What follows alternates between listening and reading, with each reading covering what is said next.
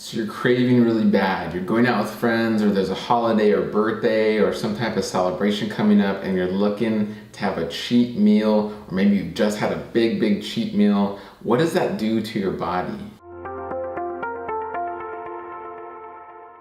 Hi everyone, my name is James Marin. I'm a holistic registered dietitian, environmental nutritionist, author, speaker, and diabetes expert. I want to talk about these big cheat meals that you may have, or these cheat days that you may have, and what is that doing to your body? Is that putting extra stress on your body? As you probably guessed, the answer is yes, but I want to give you some details on how and why and what you can do to avoid that, okay? So let's get into the how.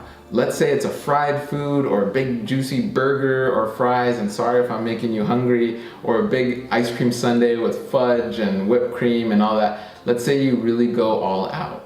Well, what is that doing if you're pre-diabetic, if you're any type of diabetic, and even if you're not, even if you're a very healthy individual, even if I were to have a cheat meal, okay, what it's gonna do is just overwhelm your GI system. And pretty much all systems of your body go on red alert when you have a big excessive amount of processed food.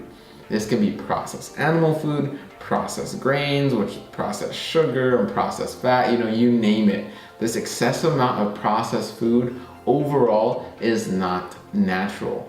Again, our body is not used to this. This food is not naturally found in the environment we live in, right? Meaning in any type of ecosystem, a desert, a forest, a rainforest, you're not gonna find an ice cream sundae tree, right? And you're not gonna find a nacho plant and eat some nachos, okay? So our body was not really designed to manage these processed foods very well, especially if you eat these foods on a daily basis. That is why you run into disease, right? What is disease? Dis-ease. A lack of ease, right? Your body is not at ease. And that's exactly what happens when you eat these highly processed junk food. Your GI system is the first to go on assault.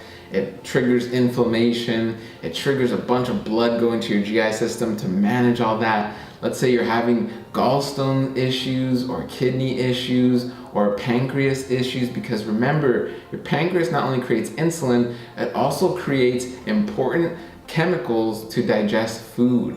And if your pancreas is already stressed from you having diabetes because it's not producing enough insulin, or it can't keep up with the insulin, you're only going to stress it out more by having high fat or high sugar foods, okay?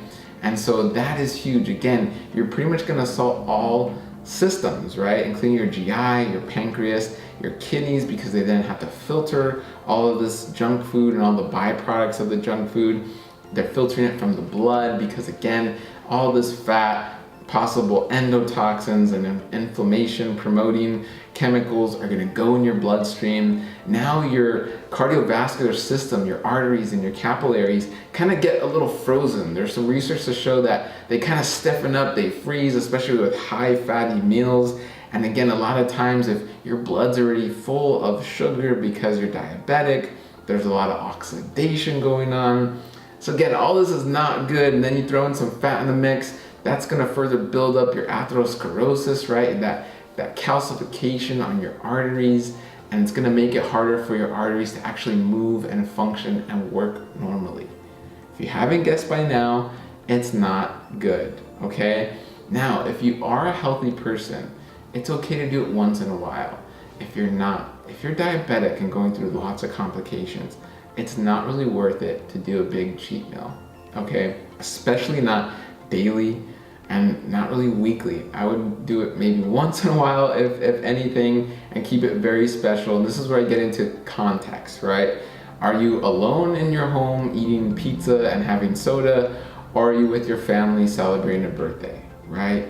If you're with your family celebrating a birthday, you're more likely to cheat, but at least it's in a social setting, at least it's for a special occasion, and the idea is you only want to do it once in a while, okay? So let me give you some context, okay? And understand that again, even for a healthy person, this can happen, but in an unhealthy diabetic, or if you have heart disease, or if you're going through other complications, it's gonna be amplified. It's gonna feel even worse. you may need more medication. You may have to take a nap and you get a headache the next day. The effects are long lasting because your body is gonna have to detox. Okay, I know this is a lot, I know it can get complicated. Click the link below in the description, learn what to eat, how to eat, what not to eat, and much more. Take the next steps to really understand what you're doing in your life and how to understand your diabetes better so you can beat your diabetes. You can defeat your diabetes, reverse a lot of your symptoms, and feel better. Even feel better when it comes to those cheat days, because don't get me wrong, you're not gonna be perfect. It's not about perfection, it's about progress. I'm not perfect, I have cheat days, but I know I'm conscious about how many I have, when I have them, and I make them count for special occasions, okay? So again, click the link below to learn more. If you enjoyed this information, share it with friends and family that need to hear this information. Give us a thumbs up, and as always, have a wonderful day.